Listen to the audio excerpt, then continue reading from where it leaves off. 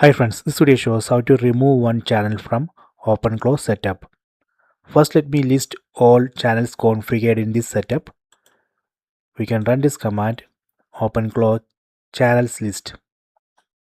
See, right now I have configured this Telegram channel, that is a default channel. So next I will show you how we can remove one channel. For that we can run this command OpenClaw channels remove.